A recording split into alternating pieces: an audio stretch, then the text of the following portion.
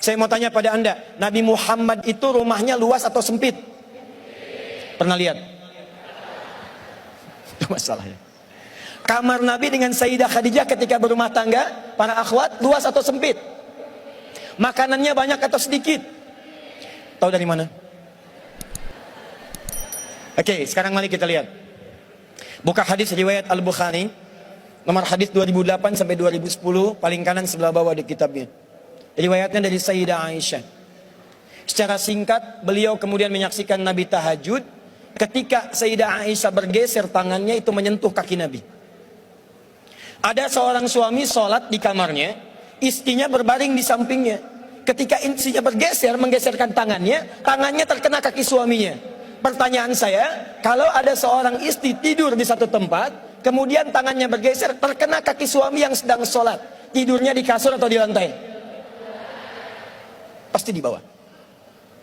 Kalau ada suami sedang sholat, istrinya tidur bergerak, kena kaki suaminya, ruangannya sempit atau luas? Nabi saja ketika hijrah pindah ke Madinah, Allah tidak memberikan kepada beliau pertama kali datang dengan kelebihan harta yang melimpah. Allah tidak memberikan kemewahan dunia kepada beliau. Tapi yang paling menarik seperti Ashabul Kahfi, sempit di dalam gua tapi lapang dalam dirinya. Nabi datang ke tempat yang luar biasa terbatas, tempat tinggalnya terbatas, ruangannya sempit, tapi ketika hatinya dekat dengan Allah, kesempitan itu menjadi kelapangan dalam dirinya. Nanti kalau akhwat dan ikhwan serius hijrahnya, Anda akan mendapatkan ketenangan yang tidak pernah Anda rasakan sebelumnya. Demi Allah saya katakan, bahkan uang yang Anda kumpulkan saat ini tak akan mampu membeli ketenangan itu. Coba Anda biasakan ya, teman-teman sebelum bangun tahajud, biasakan sholat fardu misalnya. Dari yang tadinya sebelum hijrah, belum tahajud, biasa sholat fardu, itu awal-awal ketinggalan sholat fardu berjamaah biasa-biasa. Nanti setelah Anda hijrah, ketinggalan tahajud, Anda bisa gelisah. Yang semula terlambat sholat subuh biasa-biasa, sekarang setelah hijrah, terlambat sholat tahajud, Anda bisa gelisah. Sekarang subuh jam berapa? 4 lewat 10, 7, 8, Masya Allah. Muhajirin berbeda pendapat tentang waktu sholat subuh. Ini artinya datangnya dari tempat yang berbeda-beda. Lihat sini. Ada orang subuh adzan 4 lewat 7. Orang ini bangun jam 7 lewat 4. Terlambat dia sholat, biasa-biasa. Nanti setelah dia hijrah akan terjadi perubahan. Dia biasa tahajud, bangunnya jam 3, sholat dia pelan-pelan. Yang terjadi apa? Satu ketika dia bangun jam 4, masih 7 menit ke arah subuh, tiba-tiba dia bangun, saat dia bangun dia katakan, ya Allah terlambat saya. Padahal subuh belum tiba. Kalau Anda nanti biasa puasa, tiba-tiba saat Anda bangun, masuk adzan subuh, padahal puasa sunnah, Anda katakan, ya Allah saya nggak puasa hari ini. Seakan-akan Anda kehilangan sesuatu yang tidak bisa Anda beli sebelumnya.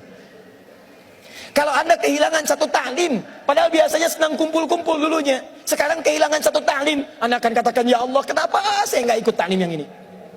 Ketika Anda mendapatkan kenikmatan hijrah, maka yang tergambar dalam benak Anda yang pertama, akan ada kelapangan dalam diri. Makanya mohon maaf ya para akhwat, ikhwan, kalau ada yang mengajak antum hijrah, lalu antum berproses hijrah, tapi tidak memberikan ketenangan ke dalam jiwa, berarti ada sesuatu yang tidak tepat dengan hijrahnya. Pasti ada yang salah. Karena orang hijrah itu ciri pertamanya hatinya lebih tenang. Kenal dengan Talhah, sahabat Nabi SAW. Talhah hijrah dengan istrinya. Kemudian beliau tinggal di Madinah. Satu kali Nabi kedatangan seorang tamu mengatakan, ya Rasulullah, saya datang lapar, boleh saya minta jamuan? Nabi tanyakan pada setiap istrinya, datang ke Sayyidah Aisyah, ada makanan? Kata beliau tidak. Datang kepada Zainab radhiyallahu taala anha, ada makanan? Kata beliau tidak. Datang kepada Saudah binti Zam'ah, ada makanan? Kata beliau tidak. Perhatikan, seorang nabi saja itu belum tentu mendapati makanan di rumahnya. Saya pernah mendengar riwayat seperti ini. Satu kali saat Nabi itu di pagi hari bersiap untuk sarapan, ternyata di rumahnya Sayyidah Aisyah nggak punya makanan. Anda bayangkan, Nabi di rumah nggak ada makanan. Sayyidah Aisyah kemudian menangis pada saat itu. Mengatakan pada dirinya, ya Allah saya zalim ya Allah pada Nabi. Hari ini beliau tidak puasa, tapi saya nggak punya makanan untuk dimasak. Anda tahu apa yang Nabi lakukan? Beliau datangi istrinya, beliau berikan senyuman terbaik, lalu beliau bisikan ke telinganya, sayang, tahukah kamu hari ini aku puasa? Satu kali terjadi, Nabi SAW di hari puasa, riwayat sahih. Di hari puasa, Sayyidah Aisyah lupa, beliau masak. Lalu beliau katakan pada dirinya, ya Allah, saya zalim hari ini. Nabi puasa, kok bisa saya masak? Apa yang Nabi lakukan? Beliau datangi istrinya, beliau berikan senyum terindah, beliau katakan pada istrinya, sayang, hari ini aku tidak puasa. Anda bisa bayangkan bagaimana rumah tangga seseorang yang bahkan tidak ada makanan, itu masih keluar kalimat-kalimat indah di lisannya. Kalau hatinya tidak lapang, mustahil mendapatkan semua itu. Datang ke rumah Nabi, makanan tidak ada. Kata Nabi, tunggu sebentar, saya akan carikan sahabat yang bisa membantu.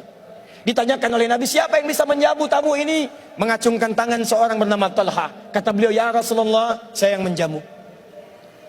Saat dikatakan Talha, kamu siap-siap pulang ke rumahnya. Sampai di rumahnya ternyata bertanya pada istrinya, sayang, di rumah kita sekarang ada makanan apa? Kata istrinya, hanya satu porsi untuk anak kita yang sedang lapar sekarang. Perhatikan bagaimana keluarga ini setelah berhijrah belajar dari kenyamanan yang Allah tanamkan dalam jiwanya. Kata suaminya, kamu tidurkan dulu anak kita. Saya mau tanya ya pada akhwat teman-teman di sini, kalau ada tamu kemudian dibawa ke rumah ibu, ke rumah teman-teman di sini, tiba-tiba Anda akan menjamu makanan yang ada cuma satu porsi untuk anak Anda yang sedang lapar. Pertanyaan saya, makanan itu akan diberikan kepada tamu atau kepada anak yang sedang lapar? Pilih, tamu atau anak? Masa? Tamu atau anak? Muhajirin? Perhatikan baik-baik. Istrinya berkata tanpa dugaan, aku akan tidurkan lebih cepat dari waktu sebelumnya. Anaknya kemudian ditidurkan oleh ibunya.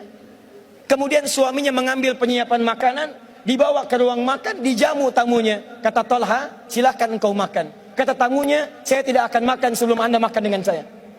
Kata Talha, saya merasa malu kalau meninggalkan istri saya sendirian. Saya akan temani istri saya untuk makan di tempat yang lain. Jadi tamu itu kemudian makan, Talha kemudian pindah ke satu tempat, terlihat bayangan dari tempat tamu itu. Suami istri ini terlihat sedang makan, nampak seperti makan. Yang satu makan dengan lahapnya, sementara yang satu ternyata sedang pura-pura makan. Hanya membunyikan tempat makanan, padahal tidak ada makanan yang beliau makan. Saya mau tanya pada Anda, bagaimana bisa orang-orang yang hijrah punya kepekaan seperti ini? Dia sendiri masih butuh, tapi saat orang lain terlihat membutuhkan, dia rela memberikan pada apa yang mereka butuhkan. Peristiwa ini ketika terjadi, besoknya datang Talha menghadap kepada Nabi. Kata Nabi, selamat ya Talha, telah turun satu ayat dari Allah langsung untuk menghadiahkan kepada dirimu. Turunlah Quran surah ke-59 ayat 9 sampai 10 itu, paling kanan sebelah bawah. Wa yu'thiruna ala anfusihim walau kana bihim khasasa. Jadi kalau Anda hijrah, maaf ya, maaf sekali. Gagal di pekerjaan, tidak akan kecewa. Maaf sekali. Tertinggal kemudian kemewahan, tidak akan kecewa. Ada orang mencela, tidak akan marah. Ada orang memaki, lapangnya hati.